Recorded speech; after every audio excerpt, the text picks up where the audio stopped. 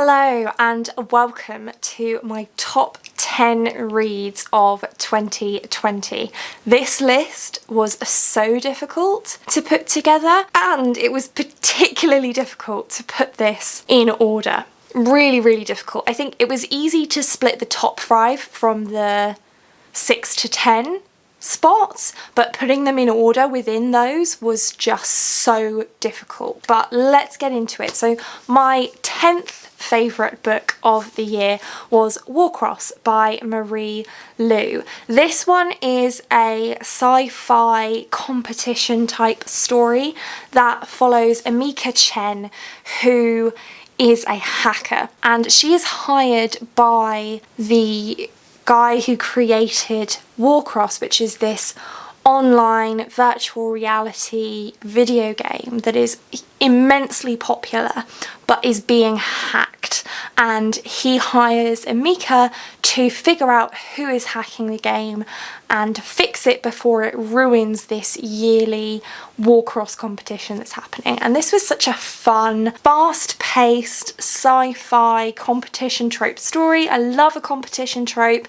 This pulled that off really well in my opinion, and there's a little bit of romance in here which I personally enjoy. This was a really fun time and I thoroughly enjoyed it. Next up at number 9 is Alex in Wonderland by Simon James Green. This is a contemporary story about Alex who gets a job at Wonderland, which is an amusement arcade, and he works there over his summer holidays, and there's a little bit of gay romance, there's some mystery, there's this prankster and they have to kind of figure out what's going on.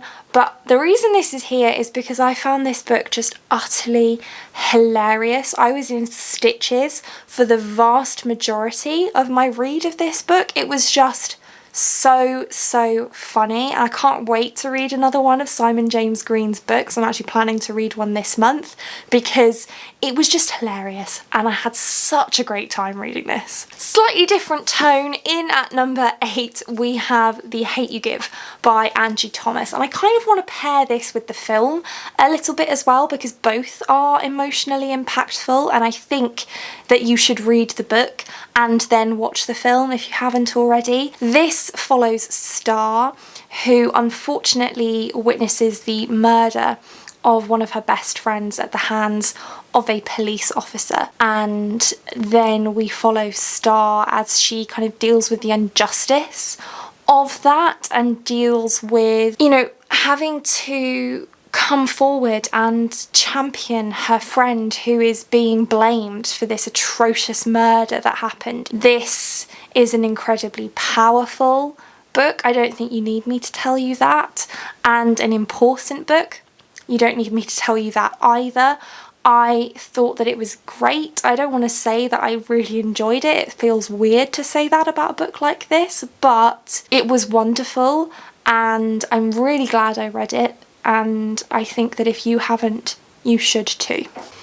Coming in at number 7 we have Flawed by Cecilia Ahern, which is a dystopian story that I only read in the latter part of the year and was hugely surprised by. I enjoyed this so much. This is about a society where anyone who does something that's considered wrong but that isn't a crime is branded very literally as flawed, and they are then treated very differently to the rest of society. They are not allowed to sit with other members of society, they are not allowed to eat fancy foods, the list goes on. They are treated very poorly and prejudiced against to the extreme.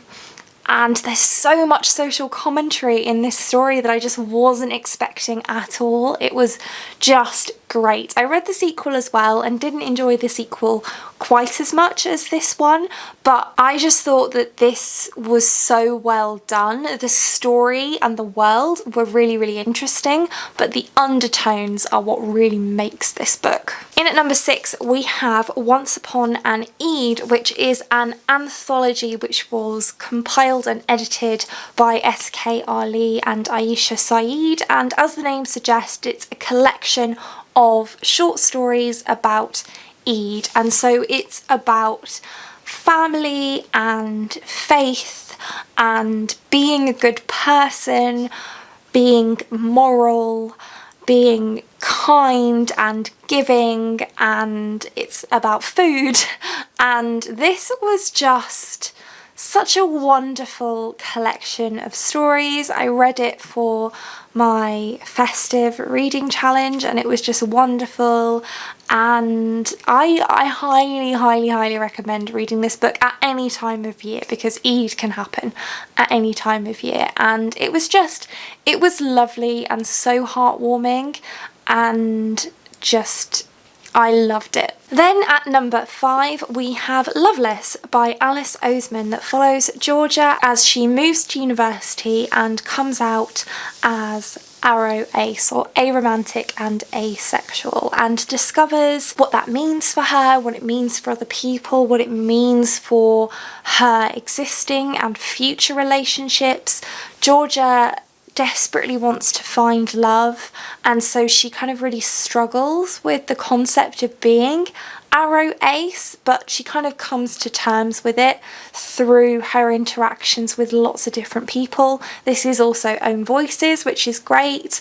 I really enjoy Alice Oseman's writing, and this book was absolutely no exception. I am demisexual, so on the asexual spectrum, and so found this book incredibly relatable in a lot of ways, and I just thoroughly enjoyed myself reading this, and I really look forward to rereading it. This is where it gets really tricky, but number 4 I've put The House in the Cerulean Sea by TJ Klune. This is a story that follows Linus, who is essentially a social worker, but in this version of our world, magical beings exist, and magical children are in orphanages, and Linus's job is to go and inspect these orphanages and make sure that the children are being protected and that society is being protected. And he lives life by the straight and narrow, he's very by the book, and so he gets sent on a special mission to the house in the Cerulean Sea, where there is an orphanage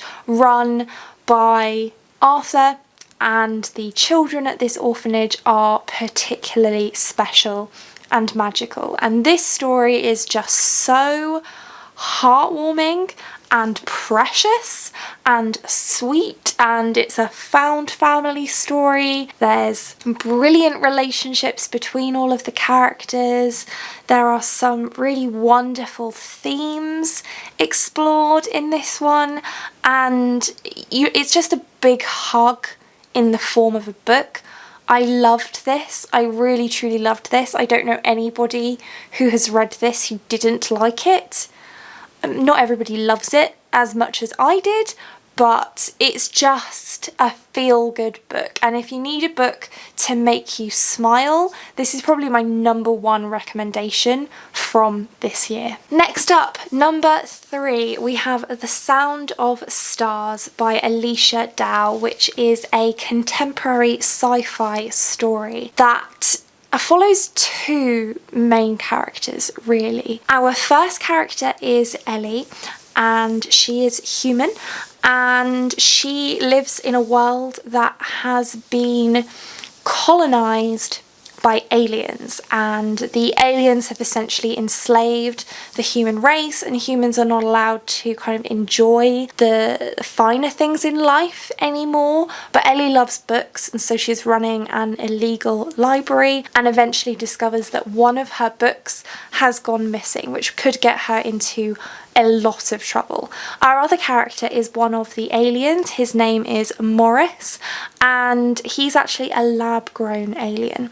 So he should be fairly emotionless, but he loves music, and they end up coming together in surprising ways. There's again a lot of social commentary in this book. Our protagonist is black, and there's a lot of kind of parallels between racism as it exists in our world, our time, our version of the universe, but then the way that that kind of still exists even though the entire human race has been colonized by these aliens. And then there are kind of levels within the alien cultures as well. There's commentary on colonization, of course, and it's brilliant. Such a great plot as well, and the characters are great, and I loved this. I don't hear enough people talking about this. If there's one book from this list that I would want to hype the most, it's this one, because I just don't hear enough people raving about it, and it deserves so much hype. It's wonderful. Next up is a little bit of a cop-out. My number 2 is actually the entirety of the Keeper of the Lost Cities series, because I couldn't pick just one book from the series, so I'm just mentioning the whole series. I read all of the books in this series in 2020, and I just loved them. It's a middle grade fantasy series that follows Sophie, who is a telepath, and so she feels kind of weird about the fact that she's a telepath, and then she meets an elf named Fitz who tells her, well, the reason you're a telepath is because you're an elf, and I'm one too, and I'm going to take you to the Elven Kingdoms and change the entirety of your life, because guess what, you're also a chosen one. So that's happening. I'm really sorry that the lighting is changing. I am losing the light, the sun is going down. There's only 2 books left to talk about, so it's okay. This series is everything. I love it so much. I can see myself reading and rereading and rereading this series so many times. It's got such a huge cast of characters. There's so much plot. The world building is great. There's so much to love about this series, and I really do. And then finally, in my number 1 spot, and none of you are probably surprised about this. I'm not really surprised about it either. Rhythm of War by Brandon Sanderson. I tossed and turned about not putting this at number 1, putting it lower down on the list, but realistically it was my favourite book of the year, because it just blew the Cosmere wide open. There's so much in this that happened, and it links things together so well. This is, if you don't know, if you're watching my channel, you do know. If you've watched me for a while, you do know. But this is book 4 in the Stormlight Archive, which is an epic fantasy series that I just love. This was just like all go, all the way through. So much time with all of the characters, and there's so much in here that I'm planning on rereading it like very, very soon this month, hopefully, so that I can really kind of focus in on all of the details that I inevitably missed. But this book just blew my mind. I cannot wait for book 5. I'm scared for book 5. I have time to come to terms with that because it won't be out until 2023. But this, I had to put it. I had to put it at number 1 because it was just so good. And that's it. That's my top 10 for 2020. Don't ask me how this affects my top 10 of all time. I am not in a position to answer that question right now, or maybe even at all. But I hope that you might pick up some of these, in particular this one. This is the one that I really want everyone to read because I feel like not enough people know about it. And yeah, this was such a great reading year, and I have my fingers crossed for another great reading year in 2021. What was your favourite book for 2020? Have you been able to pick one? Did you struggle as much as I did? Probably. It's a tough call to make, but that's it for this one. Thank you so much for watching. If you like this video and want to see more like this from me, then do think about hitting that subscribe button, and I hope to see you here again soon. Thanks. Bye.